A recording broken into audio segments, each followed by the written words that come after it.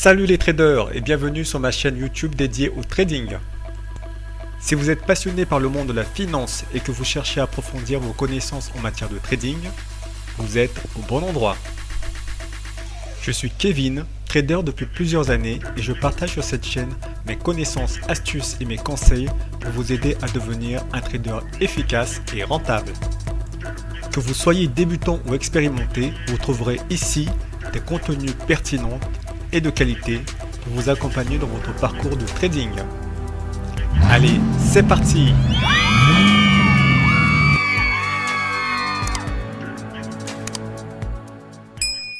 Bonjour et bienvenue dans votre espace de formation à l'analyse technique. La leçon numéro 17 aborde les principes de base de la théorie des vagues d'Elliott.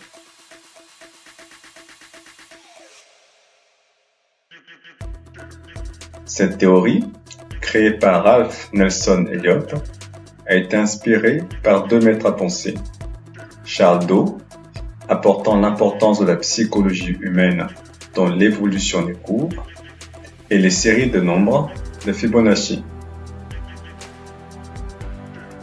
Le concept général repose sur le fait que les marchés évoluent par vagues. La décomposition d'un cycle complet se fait en 8 vagues. Il y aura alors 5 vagues de tendance et 3 vagues de correction. Le schéma elliotiste est composé de 8 vagues. Les 5 premières vagues sont numérotées de 1 à 5. Elles représentent la tendance. Les vagues 1, 3 et 5 sont des vagues d'impulsion. Les vagues 2 et 4 sont des vagues de correction retraçant respectivement les vagues 1 et 3.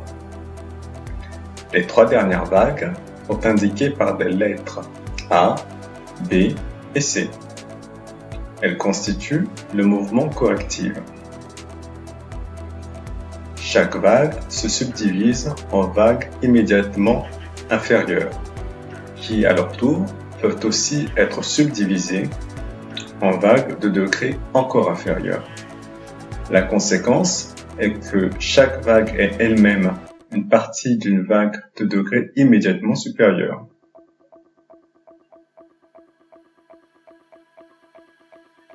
Les vagues 1 sont difficiles à reconnaître. Ils peuvent se décomposer de seulement 3 vagues et non 5. Elles sont donc très rapides et c'est à ce moment-là que les astucieux ou initiés accumulent. Les vagues 2 corrigent généralement fortement les vagues 1, ce qui peut laisser penser à une reprise du mouvement précédent. Les vagues 3 constituent le cœur du mouvement et sont généralement les plus dynamiques et les plus longues. Les fondamentaux commencent à arriver. C'est donc le moment où les professionnels rejoignent les astucieux. Les vagues 4 correspondent à une phase de consolidation. Elles ne remettent pas en cause la tendance amorcée depuis la première vague. Les vagues 5 sont les dernières de la tendance. Elles permettent au marché d'atteindre un nouveau sommet dans une moindre dynamique. Les fondamentaux sont alors disponibles et les petits porteurs arrivent. Les vagues A sont interprétées comme de simples vagues de correction technique de la tendance haussière. Les vagues B se forment dans de faibles volumes et peuvent dans certains cas renouer avec les sommets de la vague 5. Les vagues C sont assez dévastatrices et sont souvent justifiées par les fondamentaux.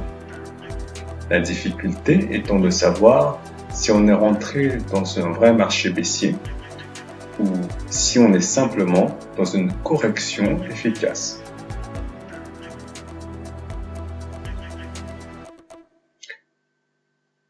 La vague 2 ne doit pas s'inscrire dans un nouveau extrême.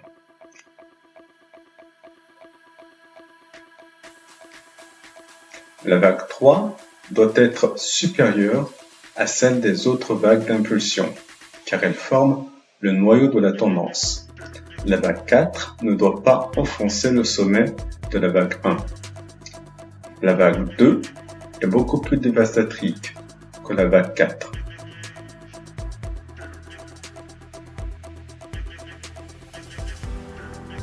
Voilà quelques illustrations de situations incorrectes abordées précédemment. Sur le schéma de gauche, on peut voir la vague 4 enfoncer le sommet formé par la vague 1, ce qui ne permet pas de rentrer dans une configuration en vague d'Elliott. Le schéma de gauche correspond à la même erreur, sauf que celle-ci est formée en tendance baissière. On remarquera donc que la vague 4 dépasse le creux formé par la vague 1.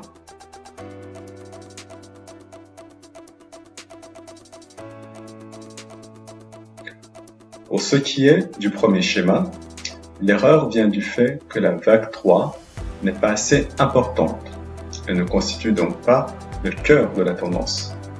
On retrouve sur le second schéma l'exemple d'une vague 2 formant un plus bas, ce qui invalide le schéma héliottiste.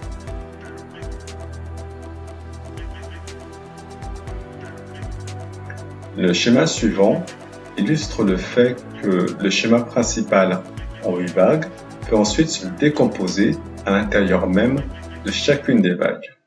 La vague 1, qui est une vague de tendance, sera par exemple composée de 5 vagues de hausse suivies de 3 vagues de baisse, qui formeront la vague 2, ce qui corrige le mouvement donné par la vague 1. La vague 3 sera également composée de 5 vagues, et est suivie d'une vague 4 de correction formée de 3 mouvements. Enfin, la vague 5, qui conclut le grand mouvement de tendance, sera à son tour composée de 5 vagues. La décomposition des vagues apparaît donc ici de façon très simpliste, surtout lorsqu'il s'agit d'une vague de tendance. Celle-ci est fondée de 5 vagues, et lorsqu'il s'agit d'une vague de correction, celle-ci n'est composée que de 3 vagues.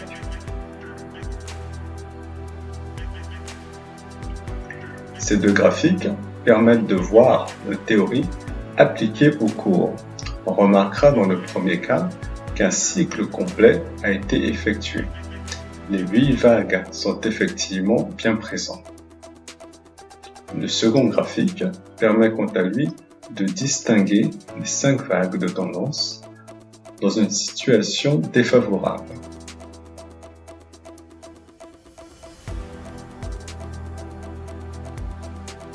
Que voyez-vous?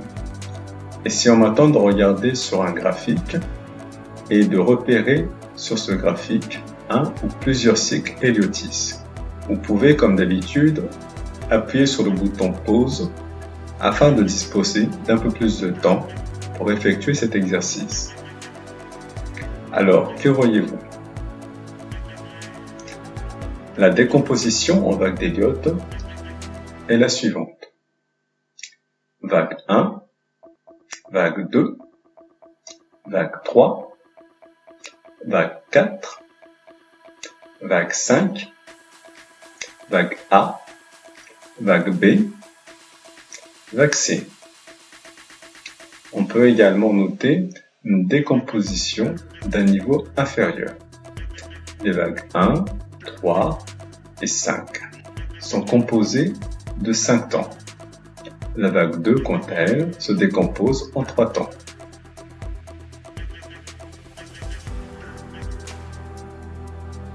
Il faudra notamment retenir que cette théorie permet d'anticiper les mouvements du marché. Les mouvements en 5 temps indiquent généralement le sens de la tendance principale. Les extensions se font le plus souvent en vague 3, lorsque l'on intervient sur les marchés actions, et en vague 5 pour le marché des matières premières. La phase de correction se déroule systématiquement en 3 temps.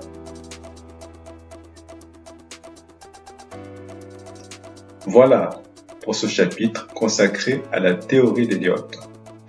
La prochaine leçon abordera le principe de retracement de Fibonacci et de Gann.